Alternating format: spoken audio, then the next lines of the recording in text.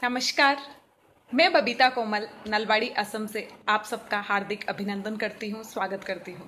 बात करते हैं हम टीनेजर की। टीनेजर का मतलब क्या होता है? जो हमारे किशोर बच्चे हैं, जो धीरे धीरे बड़े हो रहे हैं, धीरे धीरे आगे बढ़ रहे हैं, जो अब न तो बच्चे हैं और न जो बड़े हुए हैं, वो बीच वाली उम्र में है।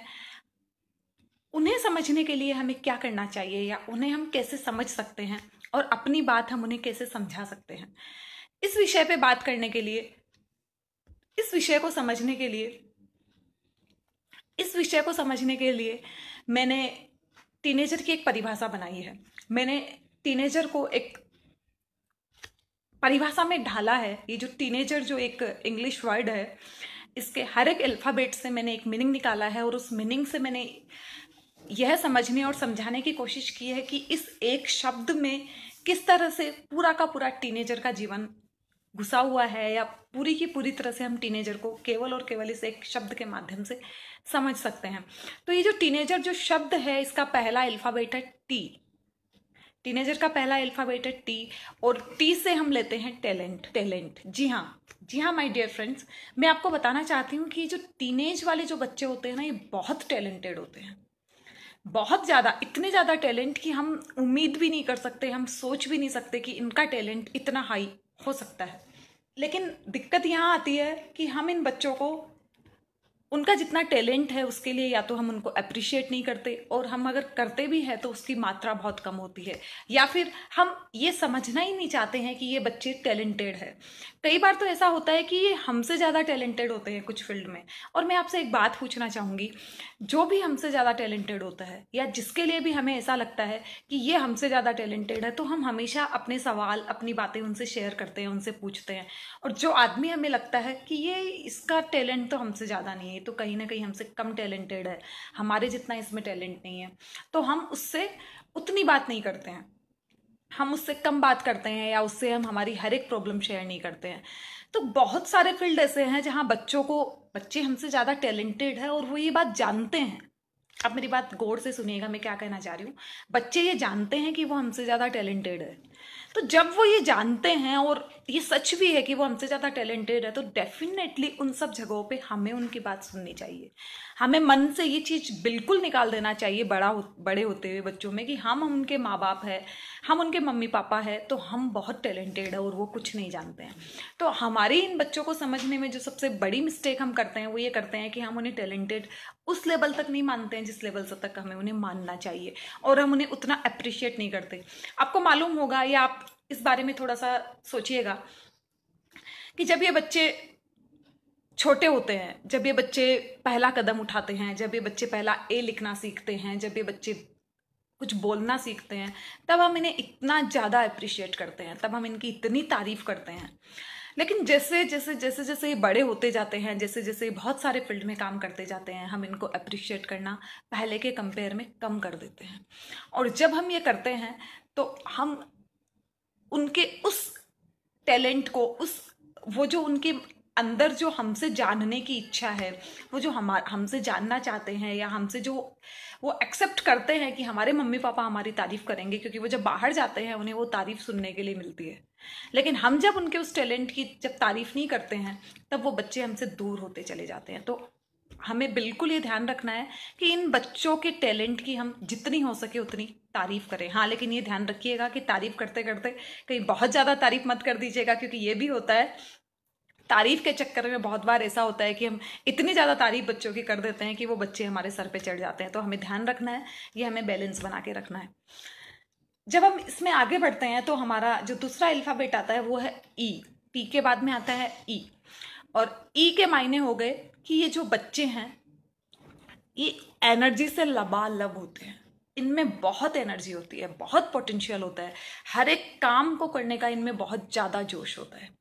अब जब उस एनर्जी का इस्तेमाल, उस एनर्जी को यूज जब वो हमारे साथ नहीं कर पाते हैं, या हम उन्हें जब वो प्लेटफॉर्म प्रोवाइड नहीं कर सकते हैं जहाँ पे उनकी एनर्जी काम में आए, तब वो फिर अलग अलग जगह उस एनर्जी को निकालना चाहते हैं।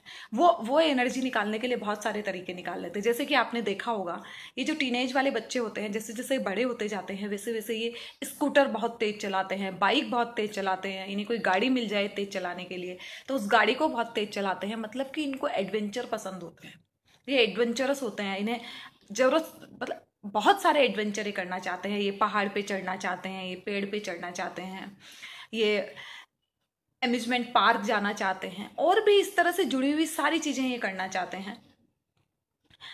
लेकिन होता ये है कि हम उन्हें वो वाला फील्ड प्रोवाइड नहीं करवा पाते हैं, और जब हम उन्हें वो वाला फील्ड प्रोवाइड नहीं कराते हैं तो वो अपने रास्ते निकालते हैं, वो अपने तरीकों से ये सारी चीज़ें पूरी करते हैं।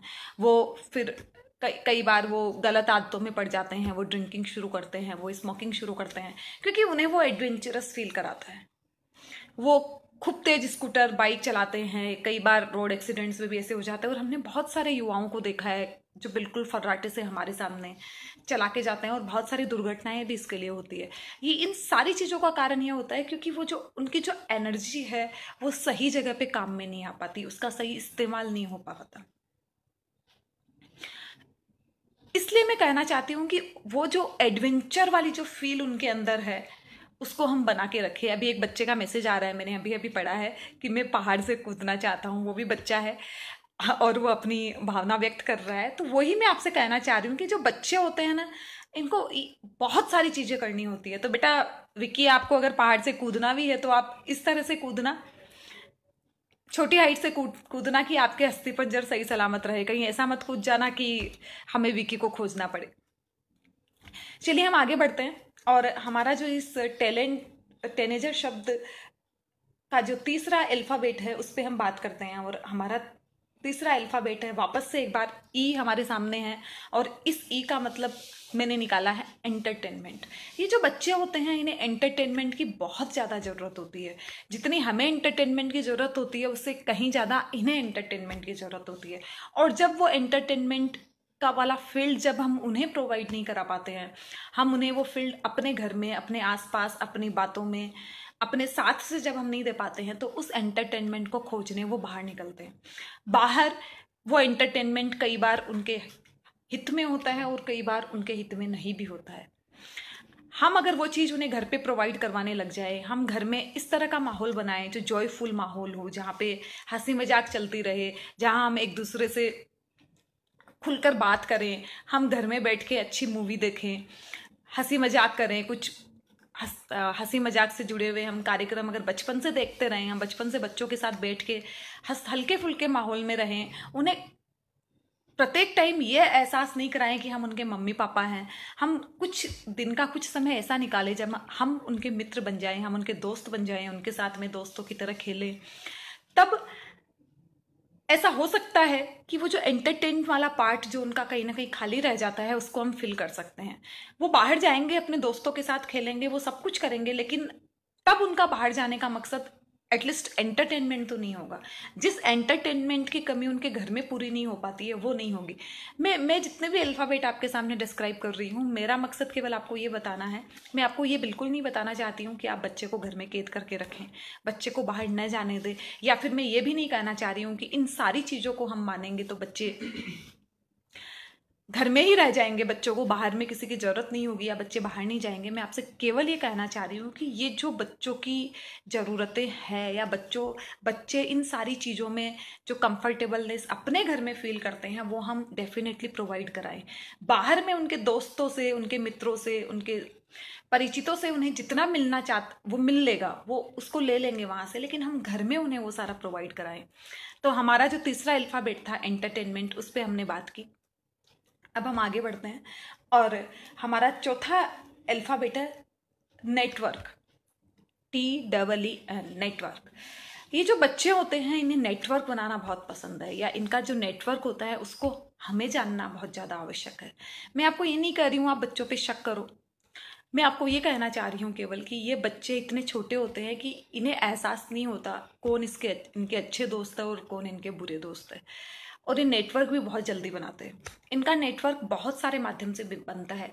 ये बच्चे इतने ज़्यादा अप्रिशिएशन के भूखे होते हैं, इतने ज़्यादा इमोशनल होते हैं कि कोई भी इन्हें बरगला सकता है, कोई भी इन्हें भड़का सकता है, आपके खिलाफ भी, अच्छी आदतों के खिलाफ भी। तो हमें इस समय अगर किसी चीज़ के ऊपर बहुत ज़्यादा अगर फोकस करना है, मैं आपसे रिक्वेस्ट करना चाहूँगी, आपसे निवेदन करना चाहूँगी कि उनकी पढ़ाई पे फोकस करने से ज़्यादा हम इस बात पे फोकस करें कि उनकी दोस्ती कैसे बच्चों के साथ है। क्योंकि ये वो दौर होता है जब इनकी ज़िंदगी को, आने वाली ज़िंदगी को ये समय डिसाइड करता है कि वो आने वाले टाइम में क्या करने वाले हैं। तो ये जो नेटवर्क होता है ये इन बच्चों का हमसे कहीं ज़्यादा स्ट्रांग होता है, हमसे कहीं ज़्यादा लोगों से इनकी दोस्ती होती है, क्योंकि ये सोशल मीडिया के जरिए बहुत तरह के लोगों से जुड़े हुए होते हैं। तो हमें इनके नेटवर्क को ध्यान रखना चाहिए और इनके नेटवर्क को समझना चाहिए कि ये कैसे लोगों से मिलते हैं, कैसे लोगों से इनकी दोस्ती है। हमारा चौथा अल्फाबेट है, फिर से एक बार ए आता है, और पहली बार ए आया है, ये बाद में एक बार वापस ए आएगा, और इस ए का मतलब हो गया एडवाइज। ये जो बच्चे हैं ये एडवाइज जो एक शब्द है इससे घृणा करते हैं। इन्हें ये बिल्कुल बिल्कुल बिल्कुल बिल्कुल पसंद नहीं आता है। ये एडवाइस नहीं सुनना चाहते हैं क्योंकि इन्हें ऐसा लगता है कि ये तो खुद बहुत ज़्यादा जानते हैं, ये अपने आप को बहुत नॉलेजेबल समझते हैं। इनको लगता है कि इनको सब कुछ मालूम है, लेकिन हमें पता है कि वो सब कुछ नहीं जानते हैं, ऐसा वो उन्हें लगता है केवल। तो हमें उनको उसी के हिसाब से ट्रीट करना चाहिए। हमें अपने ऊपर लेके इस चीज़ को देखना चाहिए कि अगर हमें ऐसा लगे कि हम कोई चीज़ बहुत ज़्यादा जानते हैं तो हम दूसरे की सुनना नहीं चाहते हैं, क्योंकि हमें लगता है कि हम तो पहले से ये बात जानते हैं, तो कोई हमारे साथ कैसे ट्रीट करेगा, हम कैसे किसी और की सुनेंगे। तो यही चीज़ बच्चों के साथ होती है। ये बच्चे एडवाइस बिल्कुल पसंद नहीं करते हैं, इन्हें एडवाइस पसंद नहीं होती। तो इन्हें अगर हमें कोई चीज़ की सलाह देनी है, इन्हें हमें कुछ भी कहना है, तो हमें समाधान इनके अंदर से ही निकालना होगा। हमें इनसे प्रश्न पूछने होंगे। हम इन्हें एडवाइस नहीं दे सकते, हम इनसे प्रश्न पूछ सकते हैं। फॉर एग्जाम्पल, अगर हमें बच्चे को बोलना है कि तुम पढ़ाई करो और वो बच्चा हमारी नहीं सुन रहा है या हमें पता है कि वो सुनेगा नहीं, तो हमें उससे प्रश्न पूछना चाहिए, तुम 7 बजे पढ़ोगे कि 8 बजे पढ़ोगे। हम उसे ऑप्शन देके हम उसे छोड़ दें। अगर हम उसे सलाह देना शुरू कर देंगे, ये होता है, तुम ऐसे करते हो, तुम 2 घंटे मोबाइल में, तुम इधर तुम उधर दिन भर टीवी देखते हो, तो वो हमारी बात नहीं सुनेगा। और आगे भी हम कभी उसको सुनाना चाहेंगे, वो सुनेगा नहीं, वो हमसे कन्नी काटेगा, वो हमसे दूर भागेगा। इसके ऑपोजिट, इससे अलग, अगर हम बच्चे के ऊपर छोड़ दे कुछ चीज़ें और फिर बच्चे से जवाब मांगे, तो वो थोड़ा सा रिस्पॉन्सिबल होगा।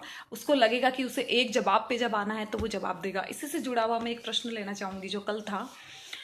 किसी ने पूछा था, मैं उनका नाम भूल रही हूँ, जिन्होंने भी ये प्रश्न पूछा था कि बच्चे सब्जियाँ नहीं खाते हैं, बच्चे जो हमारा ट्रेडिशनल फूड है उसको नहीं खाना चाहते हैं, तो हम उन्हें लॉकडाउन के पीरियड में घर के खाने से कैसे जोड़ें, हमारे जो घर पे खाना बनता है उससे हम उनको किस तरह से जोड़ सकते हैं। तो मैं आपसे कहना चाहूँगी कि उसका भी सबसे अच्छा तरीका यही वाला है। उसका सबसे अच्छा तरीका ये है कि हम बच्चों को ऑप्शन दे दें। हम बच्चों को ऑप्शन दें, हम बच्चों को पूछे, आप तो तुरई की सब्जी खाओगे कि भिंडी की सब्जी खाओगे, चॉइस आपकी है, आप जो बोलोगे वो मैं आपके लिए बना दूंगी। हम उसे नेक्स्ट डे की भी चॉइस दे सकते हैं। अब जब आप उसको इस तरह की चॉइस दे के खाना खिलाओगे, या एक टाइम उसकी पसंद का खाना बनाओगे, दूसरी टाइम अपनी पसंद का बनाओगे, और बचपन से जब वो छोटा था, भले वो कम खाता था, वो इतनी ही सब्जी खाता था। हमारे साथ दिक्कत क्या होती है, हमें लगता है कि बच्चे को तो एक रोटी पूरी खानी है। अब जब हमने जो सब्जी बनाई बच्चे को कम पसंद होती है, तो हम वो सब्जी बच्चे को देते ही नहीं है और हम कोई और उसकी पसंद की सब्जी बना के उसको खाना खिला देते हैं। अब शुरू से उसकी ऐसी आदतें हो जाती है कि वो इन सब्जियों को खाना ही नहीं चाहता है। इसके उलट अगर हम बचपन से बच्चों को वो सारी सब्जियां खिलाते रहे, तो एक टाइम ऐसा आएगा कि वो, हो सकता है कि वो आधी रोटी कम खाए, जो सब्जी उसे कम पसंद है, लेकिन आप तब ये कतई ये बिल्कुल मत सोचिए कि बच्चा भूखा रह गया। बच्चे भूखे नहीं रहते हैं, बच्चों का मुंह दिन भर चलता है। वो अभी नहीं खा रहे हैं, वो थोड़ी देर बाद कुछ खा लेंगे, थोड़ी देर बाद कुछ खा लेंगे। ऐसे भी बहुत एक्सेज खाना खिलाया हुआ कभी भी काम का नहीं होता है। हम बच्चों की कैलोरी के ऊपर ध्यान दें, हम बच्चों के न्यूट्रिशंस पे ध्यान दें कि हाँ वो सारी चीज़ें वो ले रहे हैं ना। और हमारे घरों के जो बच्चे हैं वो बहुत कम चांसेज होता है कि उनमें इन सारी चीज़ों की कमी आती है, क्योंकि किसी ना किसी तरह हम बच्चों तक वो चीज़ें पहुंचा देते हैं। इसलिए मैं आपसे कहना चाहूंगी कि हम बच्चों से प्रश्न पूछे, वो खाने की बात हो तो भी हम उन्हीं के ऊपर छोड़ दें, तुम ये खाओगे कि ये खाओगे। अब हमने बच्चे को 2 ऑप्शन दे दिए, अब बच्चे के ऊपर पूरी तरह डाल दिया, तुम्हें मैंने 2 चीज बता दी, अब तुम्हारी मर्जी।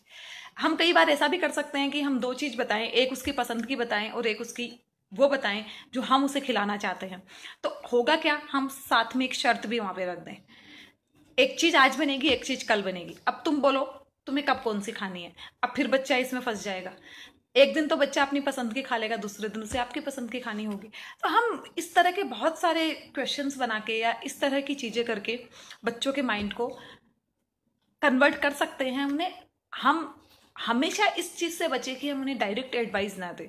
हमें उन्हें कोई भी एडवाइस देनी है तो हम उनसे समाधान मांगे, उनसे हम पूछें, या फिर उनसे हम उन्हीं की तरह के बच्चों का एग्जाम्पल दें कि वो बच्चा, उस बच्चे की जो प्रॉब्लम है वो प्रॉब्लम हम उस बच्चे को बताएं, हमारे बच्चे को बताएं, और उसको पूछे कि देखो बेटा वो ऐसा ऐसा करता है अपने मम्मी पापा के साथ, या उसके साथ ऐसा ऐसा हुआ, जो भी कारण है। हम कोई भी बहाना बना के उसको एक कहानी बना के उससे पूछे और उसी से फिर जवाब मांगे, उससे पूछें कि तुम क्या करोगे, तुम्हारा इस बारे में क्या जवाब होगा। और ऑब्वियसली वो जवाब वो पॉजिटिव देगा, वो नेगेटिव जवाब वो देगा नहीं। और जब वो नेगेटिव जवाब दे तब हम उसको धीरे से प्यार से उससे जोड़ दें कि बेटा देखो आप भी तो ऐसे करते हो। हम उसके ऊपर जब तक चीजें थोपते रहेंगे वो हमारी सुनेगा नहीं, क्योंकि ये बढ़ते हुए बच्चे हैं, ये बढ़ते हुए बच्चे अपने आप को बहुत टैलेंटेड समझते हैं। और जब कोई खुद को टैलेंटेड समझता है तो उसको समझाना बहुत मुश्किल हो जाता है। आपने सुना होगा, कोई सोया हुआ है उसे तो नींद से उठाया जा सकता है, लेकिन जो जानबूझ के सोने का नाटक करके अगर सोया हुआ है तो उसे दुनिया में कोई नहीं उठा सकता। तो ये बच्चे भी वैसे ही है, ये बच्चे अपने आप को टैलेंटेड मानते हैं। ये बच्चे अगर जब अपने आप को इतना ज्यादा टैलेंटेड मानते हैं तो इन्हें सीधी उंगली से तो घी नहीं निकाला जा सकता है। घी निकालने का मतलब हो गया कि सीधी उंगली से, सीधी सीधी बातों से हम इन्हें नहीं समझ सकते हैं। इन्हें समझने के लिए हमें कुछ ना कुछ ऐसी चीजें अपनानी होगी जो डायरेक्ट इनडायरेक्टली इनके ऊपर इफेक्ट डाल सके। चलिए आगे बढ़ते हैं, और हमारा जो छठा अल्फाबेट है वो है जी, और जी से होता है गॉर्जियस। गॉर्जियस का मतलब हो गया है कि इस उम्र के जो बच्चे होते हैं, इस उम्र के बच्चे अपने आप को बहुत स्मार्ट दिखाना चाहते हैं, बहुत सुंदर दिखाना चाहते हैं। इन्हें स्मार्टनेस, सुंदर दिखना, ब्यूटीफुल दिखना, हैंडसम दिखना ये बहुत पसंद होता है। और ये आपस में कमेंट भी इसी तरह के यूज करते हैं, high beauty, high handsome, high smarty. और ये अपने लुक के लिए बहुत ज़्यादा कॉन्शियस होते हैं। मैं केवल गर्ल्स की बात नहीं कर रही हूँ, बॉयज भी इसी कैटेगरी में आते हैं। ये जब अपने लुक्स के लिए इतने ज़्यादा जब कॉन्शियस होते हैं, और हमारे साथ क्या होता है जब हम इन्हें घंटों आईने के सामने खड़े हुए देखते हैं या घंटों इन्हें जब सस्ते सवरते देखते हैं, तो हमारे अंदर इरिटेशन आता है कि तुमको तो घर पे ही रहना है, तुम 1 घंटे से बाथरूम में हो, तुम क्या कर रहे हो। बहुत सारी चीज़ें हम बच्चों को कहते हैं। तो मैं आपसे निवेदन करना चाहूंगी कि हम उनके स्मार्टनेस में उनका साथ दें, हम उनकी तारीफ करें। वो अगर स्मार्ट बनना चाह रहे हैं तो हम कुछ चीज़ें, जैसे बच्चे को एकदम स्टाइलिश टी शर्ट पसंद है, अब वो हमेशा पहनता है, हम उसे उससे डांटते रहते हैं। कभी ऐसा हो कि हम बाजार जाए, हम उसके लिए स्टाइलिश टी शर्ट ला दें। बच्चा हमेशा स्टाइलिश चूल कटवाता रहता है, बाल कटवाता रहता है। हमारे आसाम में चूल बोलते हैं इसलिए चूल निकल गया मुंह से। बाल कटवाते रहता है। अब अगर जब बच्चे की 1 महीने 2 महीने की छुट्टी है, तब हम उसको चला के कभी ये ऑफर दे दे कि अभी तो तुम्हारी 1 महीने की छुट्टी है, तुम्हें स्कूल तो जाना नहीं है और बाहर भी तुम अभी तो एकदम जो चाहो वो कर सकते हो, इस बार वैसे बाल कटाओ जैसा तुम चाहते हो। अब आप सोचिए, आप वो कटवाएगा तो वैसा ही, ये तो बात सही है बिल्कुल, क्योंकि वो खुद भी जानता है उसकी छुट्टी है, अभी स्कूल में उसको कोई टोकने वाला नहीं है, कोई यहाँ बोलने वाला नहीं है फौजी कट करवा के आओ, तो वो करवाएगा तो वही। लेकिन हम जब अपनी तरफ से उसको ये ऑफर दे देंगे तो वो बच्चा और हमारे नजदीक आ जाएगा, वो और ज्यादा हमें पसंद करेगा। तो मैं ये कहना चाह रही हूं, हम बच्चों के स्मार्टनेस में उनका साथ दें, हम उनकी तारीफ करें। जब वो नहा के निकलते हैं, जब वो सज धज के निकलते हैं, तो हम उन्हें कहें वाओ आज तो तुम बहुत सुंदर लग रहे हो। इस तरह से मैं, ये चीजें पढ़ाई से या फिर उनके गुस्से से आपको जुड़ी हुई नहीं लगती है, लेकिन मुझे ऐसा लगता है कि ये सारी की सारी चीजें उनके व्यवहार से जुड़ती है, उनके बिहेव से जुड़ती है, जो हमें जोड़ के रखती है। हम इन छोटी छोटी चीज़ों का अगर ध्यान रखें तो हम बच्चे के बहुत नज़दीक आ सकते हैं, क्योंकि हम उसके इमोशन से डायरेक्ट जुड़ते हैं। सुंदर दिखना उसका इमोशन है, और हम अगर उसकी तारीफ कर देते हैं उस चीज़ के लिए तो हम उससे डायरेक्टली जुड़ जाते हैं। बच्चों के मन में एक जो ये चीज़ है कि मम्मी पापा तो हमेशा डांटते रहते हैं, मम्मी पापा हमेशा चिल्लाते रहते हैं, मम्मी पापा तो हमें समझते ही नहीं है। ये जो सोच है, ये जो नज़रिया है, उस नज़रिए से बाहर लाने का तरीका ये है कि हम बच्चा बनकर उनके बारे में सोचें, या फिर हम हमारे उस समय को याद करें जब हम उस उम्र में थे।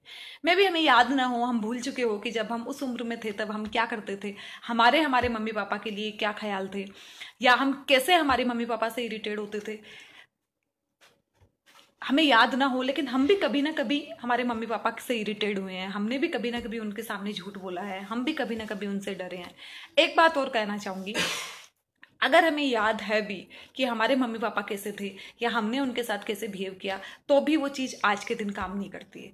इसलिए काम नहीं करती है क्योंकि आज के 20 साल पहले की परिस्थितियाँ अलग थी, आज की परिस्थितियाँ अलग है। कल भी मैंने कहा था, जितना स्ट्रगल कम होता है उतना टॉलरेंस कम होता है, और जितना स्ट्रगल ज़्यादा होता है टॉलरेंस उतना ही ज़्यादा होता है।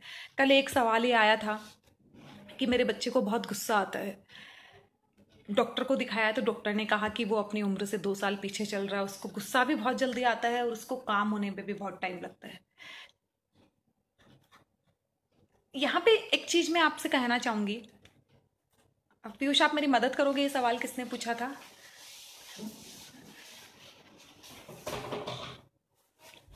ये जो सवाल था, इस सवाल का जवाब बहुत ही सिंपल सा जवाब है इसका। पहला तो ये है कि जब बच्चों की अपेक्षाओं की पूर्ति नहीं होती है, जब वो हमसे कुछ डिमांड करते हैं। आस्था तुलसियान जी ने ये सवाल पूछा था। मैं उन्हें बताना चाहूंगी कि ये जो बच्चे होते हैं, जब इनकी अपेक्षाएं, बच्चे नहीं, किसी को भी गुस्सा आने का सबसे मेन कारण यही होता है कि जब उसकी अपेक्षाओं की पूर्ति नहीं होती है, या फिर जो वो हमसे एक्सपेक्टेशन लगा के रखा है, जब हम उसको फुलफिल नहीं कर पाते हैं या वो फुलफिल नहीं हो पाती है, तो बच्चा गुस्सा हो जाता है। इसके 2-3 कारण हो सकते हैं आस्था जी। एक कारण ये हो सकता है कि बचपन में आपने उसकी बहुत ज़रूरतें एकदम पूरी की होगी और अचानक से ऐसा हुआ होगा कि अब जब उसकी ज़रूरतें पूरी होना बंद हो गई तो उसे गुस्सा आने लग गया। एक कारण ये भी हो सकता है। एक कारण ये भी हो सकता है कि सच में उसको कोई प्रॉब्लम हो, फिजिकली उसको कोई प्रॉब्लम हो, या फिर मेंटली उसको कोई प्रॉब्लम हो, ऐसी कोई प्रॉब्लम वो फेस कर रहा हो। जब आप ये कह रहे हो कि उसे इतनी ज़्यादा प्रॉब्लम है, इतना ज़्यादा उसको गुस्सा आता है, तो ये भी हो सकता है कि वो मेंटली या फिजिकली किसी ऐसी चीज़ से गुजर रहा हो, ऐसे दौर से गुजर रहा हो जो आपके साथ शेयर नहीं कर पा रहा हो, वो आपको बता नहीं पा रहा हो कि उसके अंदर क्या चल रहा है। ये भी एक कारण हो सकता है। और इसके अलावा कोई और कारण नहीं होता है बच्चे का एक्स्ट्रा ऑर्डिनरी गुस्सा होने का, क्योंकि जब उसके अंदर कुछ चल रहा है और जिसको आप वो शेयर नहीं कर पा रहा है, आपसे शेयर नहीं कर पा रहा है, आपके दोस्तों से शेयर नहीं कर पा रहा है, तो उसका फ्रस्ट्रेशन जो है कहीं ना कहीं निकलेगा। उसका फ्रस्ट्रेशन फिर छोटी छोटी चीज़ों पे निकलेगा, छोटी छोटी डिमांड्स पे निकलेगा। हो सकता है उसकी डिमांड बड़ी ना हो सकता है उसने आपसे 1 गिलास पानी मांगा हो और आपको पानी गिलास देने में 2 मिनट देर हो गई हो और वो बिल्कुल फट गया हो। कोई भी कारण हो सकता है, लेकिन मुझे लगता है कि इस सिचुएशन में सबसे बड़ा कारण ये होता है कि बच्चे के दिमाग में कुछ चल रहा होता है, कुछ ना कुछ ऐसा जिसे वो आपसे शेयर नहीं कर पा रहा है। तो इसका सबसे अच्छा तरीका है कि आप बच्चे को स्टडी करो।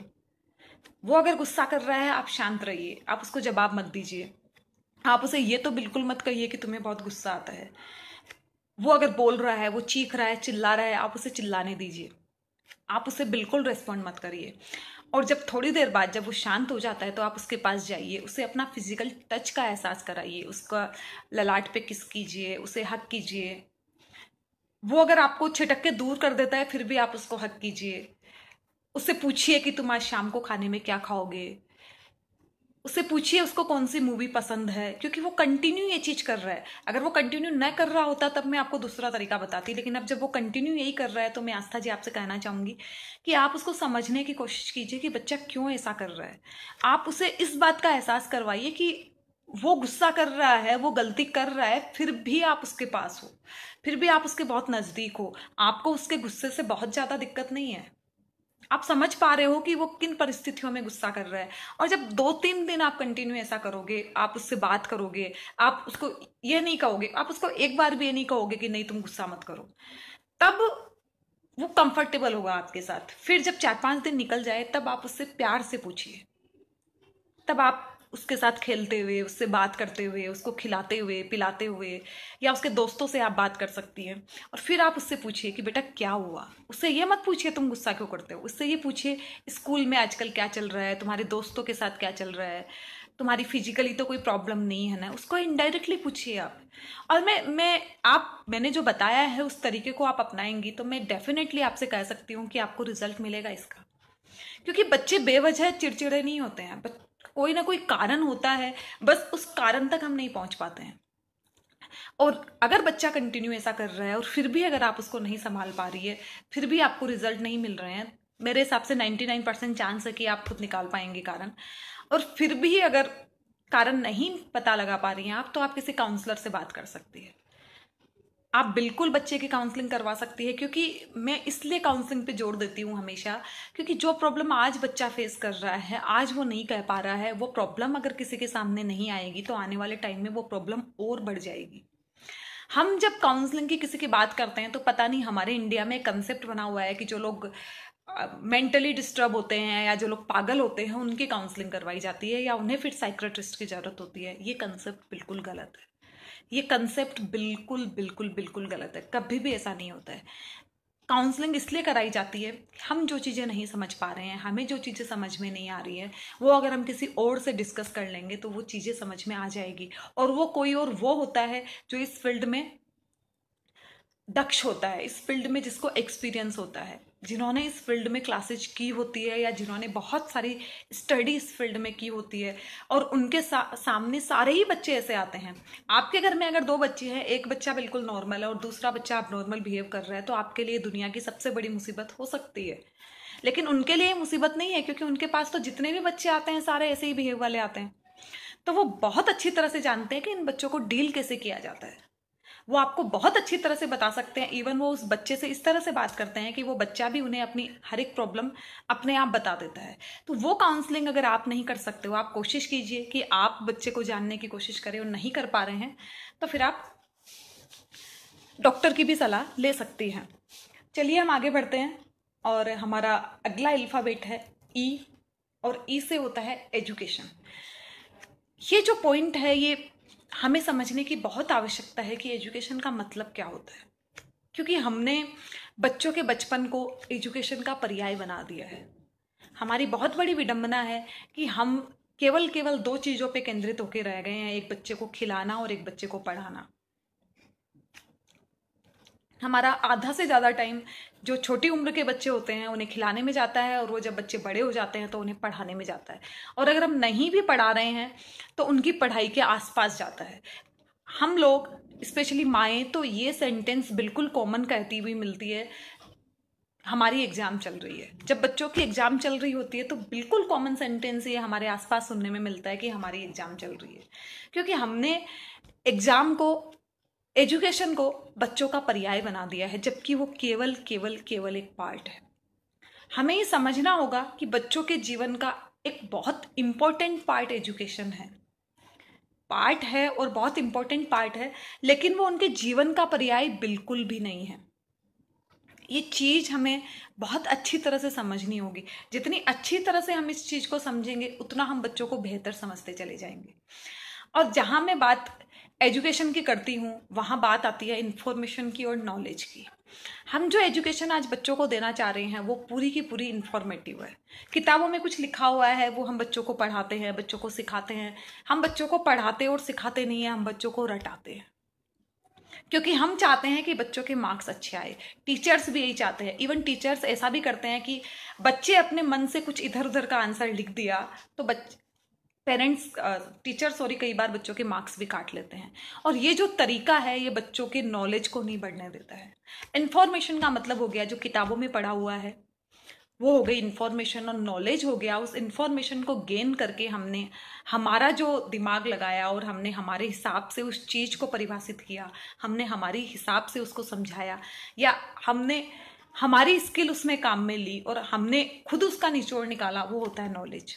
लेकिन टीचर्स तो पूरी की पूरी इन्फॉर्मेशन वाली पढ़ाई कराते ही कराते हैं। एज ए पेरेंट हमने भी बच्चों को केवल और केवल इन्फॉर्मेशन फीड करना शुरू कर दिया है। हमने बच्चों के दिमाग को एक सॉफ्टवेयर मान लिया है जिसमें हम प्रोग्राम फीड करते हैं। प्रोग्राम फीड करते हैं मतलब इन्फॉर्मेशन उनको रटाते हैं। एक बार रटाया, फिर दोबारा रटाया, फिर तिबारा रटाया, और वो उस इंफॉर्मेशन को जब उनका पेपर आता है तो उसमें उल्टी करके आ जाते हैं, उसमें वॉमिट कर देते हैं वो, या उसमें निकाल देते हैं। फिर जब वो अगले क्लास में जाते हैं तो फिर से एक नया प्रोग्राम उनके दिमाग में फिट होता है, और फिर से वो सारी की सारी चीज़ें उनको रटाई जाती है, उनको फीड की जाती है, और एक टाइम ऐसा आता है एग्जाम के अंदर वो उसको उलट देते हैं, वहाँ वो पूरा का पूरा निकाल देते हैं, और फिर तीसरा प्रोग्राम उनमें बिठा दिया जाता है। ये जो एजुकेशन का सिस्टम है, या जो हमने ये एजुकेशन का सिस्टम बना लिया है, उसकी सबसे बड़ी कमी ये है कि आज अगर क्लास 8 के बच्चे से क्लास 5 के क्वेश्चंस, सिंपल क्वेश्चंस भी पूछा जाए, वो नहीं बता सकता है। क्यों नहीं बता सकता है? क्योंकि उसने इन्फॉर्मेटिव नॉलेज गेन किया था, उसे केवल उसकी इन्फॉर्मेशन बढ़ी, उसको नॉलेज नहीं आया। इन्फॉर्मेशन और नॉलेज के फ़र्क को समझने के लिए मैं केवल आपको एक छोटा सा एग्जाम्पल देना चाहूँगी कि मैं आपसे पूछूं अमिताभ बच्चन के बारे में, और अमिताभ बच्चन के बारे में आपने पढ़ा है, अमिताभ बच्चन की इतनी मूवियाँ आ गई है, अमिताभ बच्चन ने इतने अवार्ड्स लिए हैं, अमिताभ बच्चन ने इतना स्ट्रगल किया था, और आप मुझे सारी की सारी जानकारी एज इट इज बता देते हो, तो ये हो गई इन्फॉर्मेशन। और वही मैं आपको पूछूं कि आप अमिताभ बच्चन के बारे में बताइए, तो आपने अपने हिसाब से अमिताभ बच्चन को एनालाइज किया। आपकी नज़र में अमिताभ बच्चन कैसे हैं? वो जब बोलते हैं वो किस तरह से बोलते हैं? वो जब चलते हैं वो कैसे चलते हैं? वो जब बात करते हैं तो उनके कौन से सेंस का हमें पता चलता है? जब वो स्ट्रगल के दौर में थे तब उनकी मानसिकता क्या हो रही होगी, अब उनकी मानसिकता क्या है? ये जब हम सारी चीज़ अपने ब्रेन से हम डिस्कवर करते हैं, हम अपना दिमाग लगा के जब इस पे काम करते हैं, तो ये हो गया नॉलेज। इन्फॉर्मेशन वो जो हमने इधर उधर से जुटाई, और नॉलेज वो जो उस इन्फॉर्मेशन के बेस पे हमने हमारे ब्रेन के अंदर क्रिएट किया। और ये जो नॉलेज होता है ये फॉरएवर होता है, ये हमारे दिमाग में बैठ जाता है, क्योंकि हमने रटा नहीं है, ये हमने सीखा है, हमने बनाया है। तो मैं आपसे बिल्कुल रिक्वेस्ट करना चाहूँगी, आपसे निवेदन करना चाहूँगी कि हम बच्चों को इन्फॉर्मेशन वाली एजुकेशन से बचाएं, क्योंकि हमारे देश की तो पहले से ही वो है। सिस्टम को तो हम नहीं बदल सकते हैं, क्योंकि वो हमारे हाथ में नहीं है। जो चीज़ हमारे हाथ में है उस पर हम एटलीस्ट काम करें, हम बच्चों के मार्क्स पे काम ना करें। क्योंकि आपके बच्चे के 90%, 95% मार्क्स आ रहे हैं, इस बात की कोई गारंटी नहीं है कि आपका बच्चा आने वाले टाइम में सक्सेसफुल बनेगा। ये इस बात की बिल्कुल गारंटी नहीं है, बिल्कुल भी गारंटी नहीं है। तो ये चीज़ तो आप दिमाग से निकाल दीजिए कि आपके बच्चे के अगर एवरेज मार्क्स आ रहा है तो वो दुनिया की भीड़ में कहीं पिछड़ जाएगा। वो बिल्कुल नहीं पिछड़ेगा, वो बिल्कुल वही मुकाम हासिल करेगा जो 90% वाला बच्चा कर रहा है, बशर्ते कि उसके दिमाग में ये ना भरा हो कि उसके एवरेज मार्क्स आ रहे हैं तो वो कुछ नहीं है, वो बेकार लड़का है, वो बुरा लड़का है। क्योंकि हमने तो ये मार्क्स को अच्छे और बुरे में भी परिभाषित कर दिया है। जो बच्चा पढ़ने में अच्छा है वो अच्छा बच्चा है, जो पढ़ने में बुरा है वो बुरा बच्चा है। और ये पढ़ाई केवल उतनी है जितनी स्कूल में दी जाती है। जिंदगी की पढ़ाई तो उसके अलावा है, जिसे पढ़ना और ज़्यादा आवश्यक होता है। तो मैं चाहूँगी कि आप जो ये नॉलेज है इसको समझें, और बच्चे को इन्फॉर्मेटिव पढ़ाई की जगह नॉलेज वाली पढ़ाई कराने की कोशिश करें। और आप मान के चलिए, अगर बच्चा नॉलेज वाली पढ़ाई करेगा तो वो क्लास में फर्स्ट नहीं आ पाएगा, वो नहीं आ पाएगा फर्स्ट। क्योंकि क्लास में फर्स्ट मोस्टली वो बच्चे आते हैं जो पूरी एज इट इज पढ़ाई ऐसी की ऐसी जाके कॉपी में उतार देते हैं, जैसे किताब में लिखी हुई है। और अगर वो नॉलेज की पढ़ाई से अगर फर्स्ट आ रहा है, तब तो आप मान के चलिए कि दुनिया में कोई उसको किसी भी फील्ड में हरा नहीं सकता है। वो किसी भी फील्ड में चला जाए दुनिया के अंदर, कोई फील्ड ऐसा नहीं है जिसमें वो हार सकता है, क्योंकि उसके जो मार्क्स आ रहे हैं उसकी नॉलेज के ऊपर आ रहे हैं। और आपके बच्चे के अगर इन्फॉर्मेशन पे मार्क्स आ रहे हैं तो बिल्कुल ये बात दिमाग से निकाल दीजिए कि ये सक्सेस हाई लेवल का सक्सेस हो जाएगा, क्योंकि इसके 95% मार्क्स आ रहे हैं। वो मार्क्स कैसे आ रहे हैं ये आपको डिसाइड करना बहुत जरूरी है। अंतिम जो अल्फाबेट है आर, और आर से है राइट। राइट, राइट मतलब अधिकार, राइट मतलब रेस्पॉन्सिबिलिटीज, जिम्मेदारी। जो राइट का हम ऑपोजिट कहते हैं, लेकिन मैं इसे पूरक कहूंगी। ये राइट का ऑपोजिट नहीं है, ये राइट का पूरक है। एज ए पेरेंट हम बहुत बार ये भूल जाते हैं कि बच्चों के भी अपने कुछ अधिकार है। हम उन्हें बहुत बार इस तरह से ट्रीट करते हैं जैसे वो हमारे गुलाम हो। हम उन्हें इस तरह से आदेशित करते हैं कि हमने उन्हें अपने यहाँ पे रख रखा हो। हमें बिल्कुल ध्यान रखना होगा, बढ़ती उम्र के साथ उनके अधिकार भी बढ़ रहे हैं। उन्हें वो अधिकार मिलना उनका अधिकार है, और हम जब उन्हें वो अधिकार नहीं देते हैं जो उन्हें मिलना चाहिए, तो ये बच्चे बागी हो जाते हैं। ये बच्चे हमें वैसे नहीं समझ सकते जैसे इनको समझना चाहिए। ये जो बच्चे, जब हम इन्हें इनके अधिकार नहीं देते हैं तो ये अपनी रिस्पॉन्सिबिलिटी से भी दूर भागते हैं, ये अपनी ड्यूटी से भी दूर भागते हैं, क्योंकि हमने उन्हें वो अधिकार नहीं दिए जो इनकी ज़रूरत थी, जो इन्हें चाहिए था।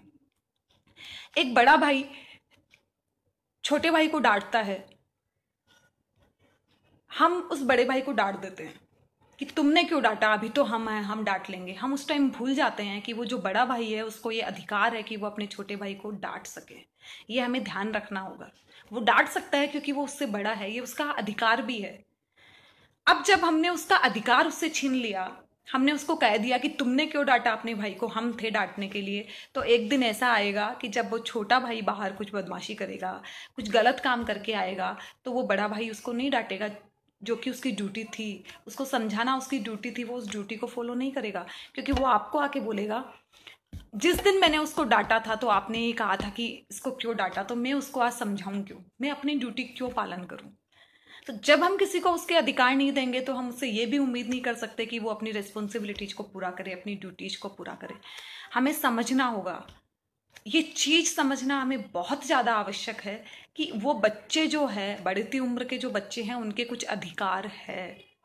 उन अधिकारों पे उन्हें काम करना, जितने भी पॉइंट मैंने ऊपर के बताए, जैसे उनका एंटरटेनमेंट, खुद को जॉयफुल रखना उनका अधिकार है, अपने टैलेंट के लिए अप्रिसिएशन पाना उनका अधिकार है, एजुकेशन को ढंग से करना उनका अधिकार है, बहुत सारे उनके राइट्स हैं। लेकिन हम जब उन्हें वो राइट्स नहीं दे रहे हैं तो वो ड्यूटीज भी हमारे साथ पूरी नहीं निभा पाएंगे जो उन्हें हमें हमारे साथ निभानी चाहिए।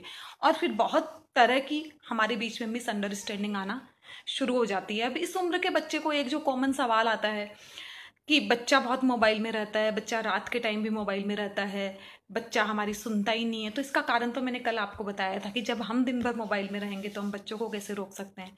और दूसरा कारण, हमने हमारे दिमाग का ऐसा कंसेप्ट क्यों बना लिया है कि बच्चे के हाथ में मोबाइल है मतलब वो उसका गलत यूज ही कर रहा है। हम क्यों ऐसा, पहले से हमने एक ऐसा सिनेरियो बना लिया है, या फिर हमने एक ऐसी सोच हमारी डेवलप कर ली है कि बच्चे के हाथ में मोबाइल है मतलब बच्चा कुछ गलत कर रहा है। बच्चा कुछ उससे सीख भी सकता है, हमें विश्वास करना होगा बच्चों पे। हम बच्चों पे विश्वास नहीं करते हैं। हमारे साथ सबसे बड़ी दिक्कत है जब बच्चे छोटे होते हैं। मैं हमेशा कहती हूँ, जब भी मैं चाइल्ड एब्यूसमेंट पे कोई क्लास लेती हूँ या जब भी चाइल्ड एब्यूसमेंट पे मेरा कोई लेक्चर होता है, मैं एक बात बहुत, आज हम चाइल्ड एब्यूसमेंट पे बात नहीं कर रहे हैं लेकिन हम बच्चों की बात कर रहे हैं, तो मैं आपको बताना चाहूँगी, मैंने हमेशा कहा है हमारी जो बच्ची है, जो बच्ची 2 महीने 3 महीने की बच्ची है, उससे लेके 10 11 12 साल की वो जब तक नहीं हो जाती है, जब तक वो समझने नहीं लगती है, तब तक हमें उसे एक पल के लिए भी अकेले नहीं छोड़ना है। एक पल के लिए अकेले नहीं छोड़ने का मतलब है वो हमारी निगरानी में रहनी चाहिए। वो स्कूल में है तो टीचर्स की निगरानी में है, वो घर पे है हमारी निगरानी में है। हमें किसी अनजान के साथ उसे नहीं छोड़ना चाहिए जब वो बच्ची, जब तक 10 12 साल की नहीं हो जाती है, क्योंकि उसे हमारी उस समय बहुत आवश्यकता है, क्योंकि वो अच्छा बुरा नहीं जानती है। हमें उसे समझाना चाहिए। गुड टच बैड टच पे मैंने बहुत सेशन लिए। गुड टच बैड टच क्या होता है इसके बारे में तो हमें उसे समझाना ही चाहिए, और ये भी कोशिश करनी चाहिए कि वो हमारी आंख के आसपास रहे, वो हमारी नज़रों के आसपास रहे, क्योंकि कोई भी उसके बाल मन को हर्ट कर सकता है, कोई भी उसे चोट पहुंचा सकता है, और वो चोट इतनी गहरी होगी कि आने वाले समय में उसकी जो आवाज होती है वो इतनी तेज होती है कि बच्चे को उससे बाहर निकलने में कई बार तो पूरी जिंदगी लग जाती है, बच्चे निकल नहीं पाते हैं बाहर। लेकिन विडंबना हमारी ये है कि हम इस उम्र के बच्चों को तो छोड़ देते हैं। इस उम्र के बच्चों को तो मैंने बहुत सारी माओं को देखा है, घर में नौकर के पास छोड़ देंगे, पास के अंकल के पास छोड़ देंगे, दुकान में भेज देंगे, कुछ भी, मतलब कोई भी तरह से उनको कोई वो केयर नहीं करते हैं। और जैसे ही बच्ची 12 13 साल की हुई, जैसे ही वो 13 14 साल की होने को आती है, जैसे ही उसके पीरियड्स निकलते हैं, और उसके बाद में हम इन बच्चियों पे नजर रखना शुरू करते हैं, तब जब वो अपना भला बुरा समझने लगती है, तब जब उन्हें मालूम होता है क्या सही है क्या गलत है। ये कितना गलत कंसेप्ट हमने बनाया हुआ है। और जब हम उस उम्र में बच्चियों की नजर रखते हैं, वो केवल और केवल इसलिए रखते हैं वो किसके पास जा रही है, किससे बात कर रही है। हमें ऐसा नहीं करना चाहिए, हमें इन बच्चों पे विश्वास करना आना चाहिए। हमें ये चीज़ डिसाइड करनी होगी कि कब हमें इन बच्चों पे नज़र रखनी है और कब इन बच्चों पे नज़र नहीं रखनी है, और नज़र भी रखनी है तो किस तरह से रखनी है। ये जो विश्वास है ये बहुत बड़ी चीज़ है। मैं ये नहीं कह रही हूँ कि आप अपने बच्चों पे अंधविश्वास करें, जो कि कुछ लोग करते हैं। कुछ लोगों को बहुत ज़बरदस्त ये कंसेप्ट दिमाग में होता है कि उनका बच्चा तो कुछ बुरा कर ही नहीं सकता, उनका बच्चा तो क्योंकि वो जैसा हमें दिखा रहा है वो वैसा ही है, जबकि ऐसा नहीं है। बच्चे मैनिपुलेट भी करते हैं, बच्चे हमारे सामने कुछ दूसरी छवि भी प्रस्तुत करते हैं। तो हमें ये चीज़ हमेशा समझनी होगी कि हम बच्चों पे अंधविश्वास न करें, लेकिन हम बच्चों पे विश्वास करें। बच्चों पे विश्वास करना बहुत ज़रूरी है। वो गलत कर सकते हैं, वो झूठ बोल सकते हैं, वो कुछ भी कर सकते हैं, लेकिन उनके ऊपर विश्वास करना बहुत ज़रूरी है। कल मेरे पास एक क्वेश्चन आया, इस शर्त पे कि मैं उनका नाम न बताऊं। मैं क्वेश्चन आपसे शेयर करती हूँ। उनका क्वेश्चन था कि बच्चे चोरी करना सीख गए, मेरा बेटा पैसे चुराने लग गया है, मुझे पता है वो पैसे चुरा रहा है, वो किसी न किसी बहाने से पैसे चुरा लेता है, बाहर जाके खर्च कर देता है, मैं उसकी इस आदत को कैसे बदलूं। अब बच्चे में अगर बचपन से चुराने की आदत पड़ गई है तो हमें बहुत हाइपर होने की ज़रूरत नहीं है। हमें ऐसा कोई इस तरह से बच्चे के सामने माहौल क्रिएट नहीं करना है कि उसकी ज़िंदगी बर्बाद हो गई। वो अभी बच्चा है, वो अभी छोटा है, वो 5 साल का, 7 साल का, 10 साल का वो बच्चा हो सकता है। उसने अगर चुरा लिया है तो समझना होगा कि उसने पैसे क्यों चुराए, उसे क्यों ज़रूरत पड़ी चुराने की। इस उम्र के जो बच्चे अगर पैसे चुराएंगे, 5, 7, 8 साल की उम्र के बच्चे, वो कुछ खाने के लिए या फिर किसी अपने फ्रेंड के सामने खुद को बड़ा दिखाने के लिए, इसके अलावा दूसरा कोई कारण नहीं होता है। तो या तो वो जो बच्चे खाना चाह रहे हैं उनकी हम डिजायर्स घर पे पूरी नहीं कर पा रहे हैं कि उन्हें पैसे चुराने पड़ रहे हैं, या फिर ऐसा भी हो सकता है कि ये जो बच्चे हैं ये जैसे जैसे बड़े हो रहे हैं ये ऐसे लोगों के इन्फ्लुएंस में आ रहे हैं, इनके दोस्त कुछ ऐसे हैं जो बहुत हाई स्टैंडर्ड के हैं, तो उनके साथ अपना स्टैंडर्ड मिलाने के लिए या आप अपने आप को बढ़ चढ़ के दिखाने के लिए, अपने आप को एग्जेजरेट करने के लिए ये बच्चे पैसे चुरा रहे हैं और वो सारी चीजें कर रहे हैं। हमें समझना होगा ये कोई बहुत पहाड़ सर पे टूटने जैसी बात नहीं है कि जैसे कि वो मदर ने भी मुझे कहा कि मैम आप मेरा नाम मत लेना क्योंकि किसी को कोई क्या सोचेगा कि मेरा बच्चा बेटा चोर है। प्लीज इस तरह की फीलिंग ना लाएं, इस तरह की किसी फीलिंग को अपने अंदर स्थान न दें, क्योंकि ये बिल्कुल सामान्य सी चीजें हैं। बच्चे का पैसे उठा लेना, बच्चे का झूठ बोलना, बच्चे का हाइपर हो जाना, बच्चे का आपको मार देना, या कुछ बच्चे तो सुसाइड अटेम्प्ट भी कर लेते हैं, कोशिश करते हैं सुसाइड अटेम्प्ट करने की। तो ये सारी की सारी चीजें होती है, ये अनकॉमन नहीं है। ये ऐसा नहीं है कि आपकी जिंदगी बर्बाद हो गई आपके बच्चे ने ऐसा कर लिया। तो ये हमें समझने की बहुत जरूरत है कि छोटी छोटी चीजों से जिंदगी बर्बाद नहीं हो रही है, जिंदगी बहुत बड़ी है। अभी तो उन्हें समझने की और समझाने की जरूरत है। हमें हाइपर नहीं होना है, हमें बच्चे को प्यार से समझाना है, उसको किस्से कहानियां सुनानी है कि चोरी करने से क्या क्या होता है। उसे आप बार बार इस चीज के लिए कन्विंस कीजिए कि तुम्हारे लिए पैसों की कमी नहीं है, तुमको जो चाहिए तुम हमें बताओ, हम तुम्हारी हर एक जरूरत पूरी करेंगे। और प्लीज ढिंढोरा न पीटे। मैं रिक्वेस्ट करूंगी आपसे, क्योंकि मैंने बहुत सारी मम्मियों को देखा है वो बिल्कुल अपने बच्चे की कमियों को इस तरह से पूरी दुनिया के सामने उजागर करती है कि जैसे दुनिया की सारी बीमारी, दुनिया की सारी प्रॉब्लम्स उन्हीं के बच्चे में है। और ऐसा बच्चा उनके घर में जब पैदा हो गया है या ऐसा बच्चे का जब जन्म हो गया है तो उनकी किस्मत जितनी फूटी है उतना तो और किसी की किस्मत फूटी ही नहीं है। प्लीज़ मैं रिक्वेस्ट करूंगी आपसे, इस तरह की चीज़ें अपने बच्चों के लिए न करें। बच्चों को इस तरह प्रस्तुत किसी के सामने ना करें। बच्चों को आप समझा सकती हैं, आपको जो लगता है कि जो उसको एडवाइस दे सकता है आप उससे कांटेक्ट कर सकती है, क्योंकि बच्चे वो घर की मुर्गी दाल बराबर वाली बात होती है। जब आप उसे बार बार समझाओगे तो मे भी बच्चे न समझे, लेकिन बच्चों को अगर कोई और समझाएगा तो बच्चे समझेंगे। बच्चों को डेफिनेटली समझ में आएगा कि मैं गलत राह पे जा रहा हूँ। लेकिन हर कोई जब बच्चे को समझाने लगता है तो बच्चे नहीं समझते हैं, क्योंकि हर कोई ना तो बच्चे का मेंटर बन सकता है और ना बच्चे का टीचर बन सकता है और ना बच्चे का पेरेंट बन सकता है। बच्चों को केवल और केवल ये 3 लोग ही समझा सकते हैं।